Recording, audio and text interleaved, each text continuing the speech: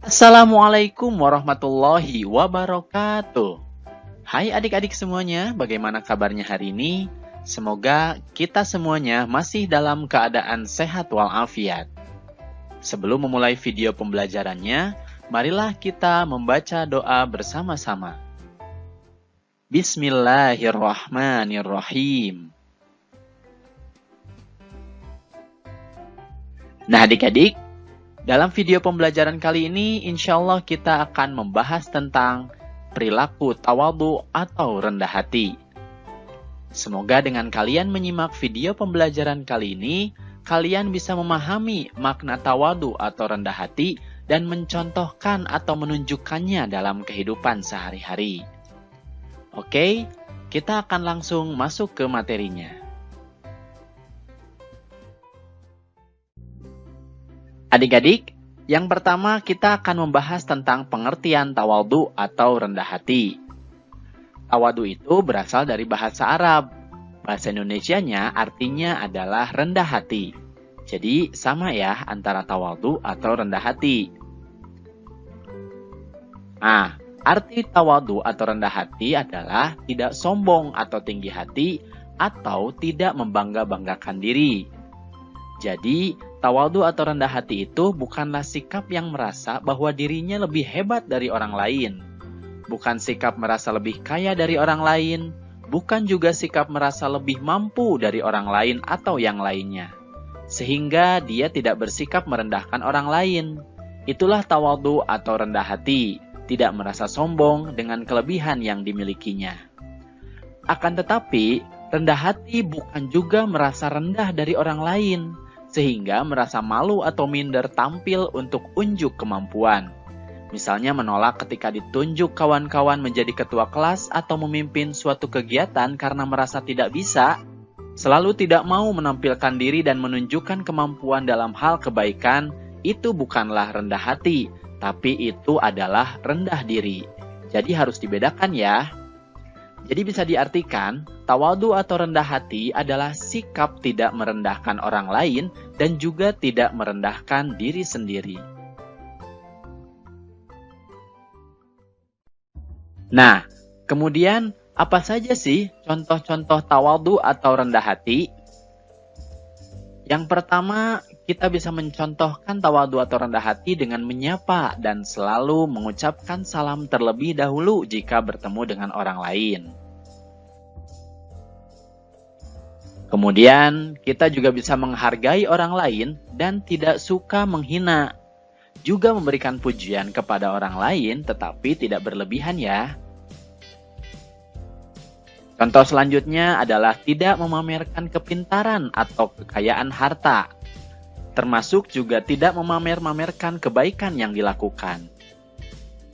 Contoh selanjutnya adalah suka menolong dan memberi kepada orang lain. Tentunya dengan tidak menghinakan orang lain ya.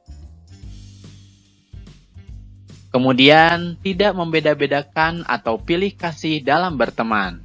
Nah ini adalah contoh tawadhu atau rendah hati juga. Mau besar, kecil, kulit putih, coklat, hitam, kurus, gemuk, kita tidak boleh membeda-bedakan teman. Kemudian contoh selanjutnya adalah bersikap tenang dan sederhana. Nah ini artinya kita tidak perlu ingin dilihat oleh orang lain, termasuk dalam hal berpakaian.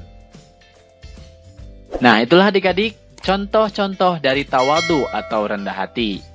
Pada intinya, rendah hati dilakukan dengan cara mengucapkan kata-kata yang baik dan lemah lembut, serta tidak menghina. Kemudian selalu bersikap tenang, sederhana, dan sungguh-sungguh menjauhi perbuatan sombong. Jika orang tawadhu atau rendah hati berbuat baik, maka kebaikannya tidak ingin diketahui oleh orang lain. Allah Subhanahu wa Ta'ala berfirman, Bismillahirrahmanirrahim, dan janganlah kamu berjalan di muka bumi ini dengan sombong, karena sesungguhnya kamu sekali-kali tidak dapat menembus bumi, dan sekali-kali kamu tidak akan sampai setinggi gunung.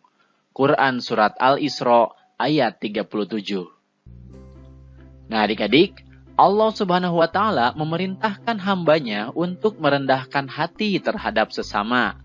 Artinya, tidak boleh bersikap sombong. Ajaran Islam melarang umatnya untuk menghina orang yang lebih miskin darinya. Orang kaya tidak boleh memamerkan kekayaannya di hadapan orang miskin.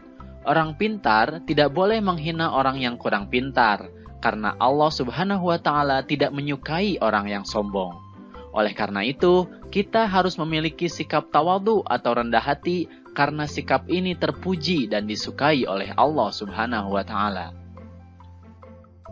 Kemudian Rasulullah Shallallahu Alaihi Wasallam bersabda, "Tidak akan masuk surga siapa yang dalam hatinya terdapat kesombongan walaupun hanya sebesar zarrah." Hadis riwayat Muslim. Hadis ini menunjukkan bahwa apabila kita memiliki kesombongan meskipun hanya sebesar zarrah atau sekecil apapun, kita tidak akan masuk ke dalam surganya. Jadi jangan sampai kita memiliki sifat sombong meskipun hanya sebesar zarrah, karena nanti kita tidak akan masuk dalam surga. Na'udzubillahi min dzalik. Nah adik-adik, jadi apa sih hikmah atau manfaat tawadhu atau rendah hati? Yang pertama adalah mempunyai banyak teman. Tentu saja, orang lain tidak akan suka pada orang yang sombong. Sehingga ketika kita bersikap tawadhu atau rendah hati, kita akan mempunyai banyak teman. Kemudian yang kedua, hatinya selalu tentram dan tenang. Karena kenapa?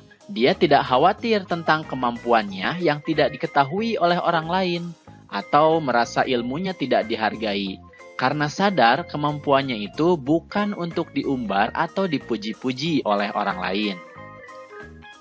Kemudian yang ketiga, dengan tawadhu atau rendah hati, kita akan terhindar dari sifat sombong atau takabur. Sombong adalah perilaku yang dilarang oleh Allah Subhanahu wa Ta'ala. Jadi jika kita rendah hati, berarti kita telah mencerminkan bahwa kita beriman kepada Allah karena kita sudah menaati perintahnya. Nah itulah adik-adik hikmah atau manfaat dari tawadhu atau rendah hati.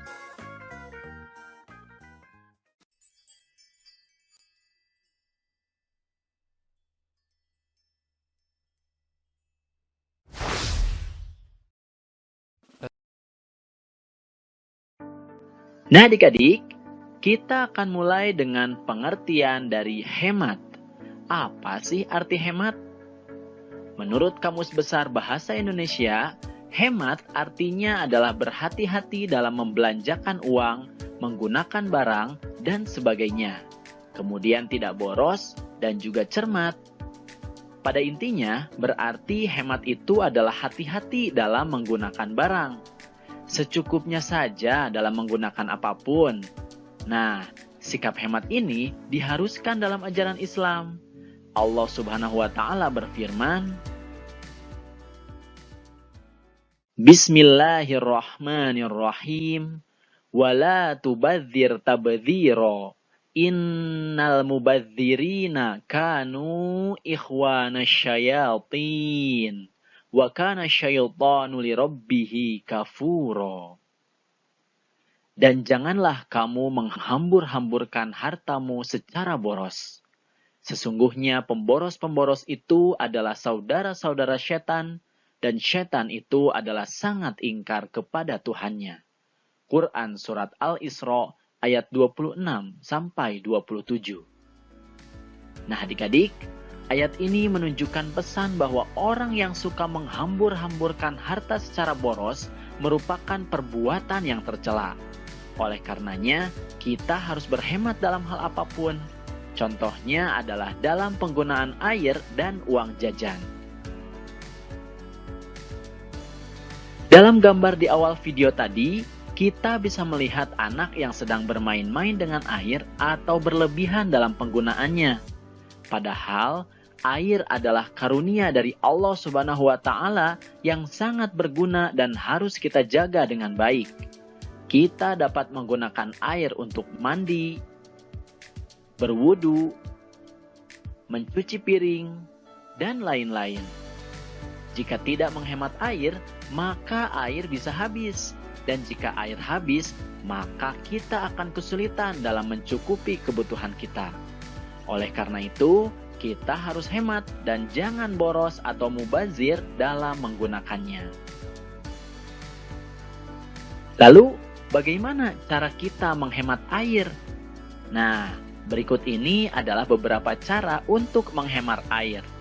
Yang pertama adalah menutup keran air sesudah menggunakannya. Jangan sampai terlupakan ya, dan jangan sampai dibiarkan terus mengalir airnya.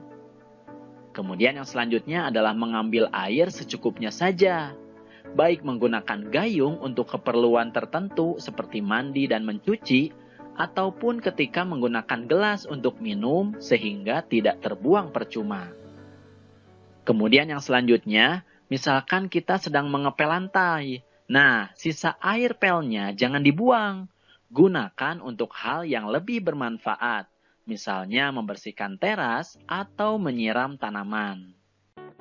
Selain air, kita juga harus menghemat uang jajan. Anak yang hemat tidak menghabiskan uang jajannya setiap pergi ke sekolah. Dia akan membeli hanya barang-barang yang berguna saja.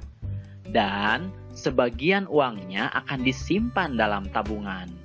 Itu beberapa cara untuk menghemat uang jajan. Adapun manfaat dari perilaku hemat ini, diantaranya adalah kita bisa mencukupi kebutuhan kita di masa depan. Nah, jika kita berhemat dari sekarang, maka ketika di masa depan kita membutuhkan sesuatu, kita bisa mencukupinya. Kemudian manfaat yang lainnya adalah kita bisa menjadi kaya. Ada istilah yang mengatakan bahwa hemat pangkal kaya. Artinya, kita bisa membeli barang-barang yang kita perlukan. Kemudian, kita juga bisa menyisihkan untuk bersedekah. Nah, selain kebutuhan di dunia, kita juga bisa menabung pahala untuk di akhirat nanti melalui bersedekah. Sebenarnya masih banyak manfaat-manfaat yang lainnya yang akan kita dapatkan dari berhemat. Oleh karenanya, marilah kita tunjukkan perilaku hemat ini dalam kehidupan sehari-hari kita.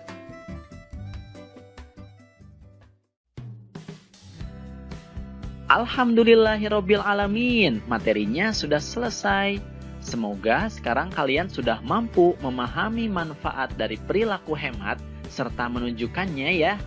Terima kasih atas perhatiannya dan mohon maaf jika ada kesalahan. Billahi taufiq wal hidayah. Wassalamualaikum warahmatullahi wabarakatuh. Sampai jumpa di video berikutnya.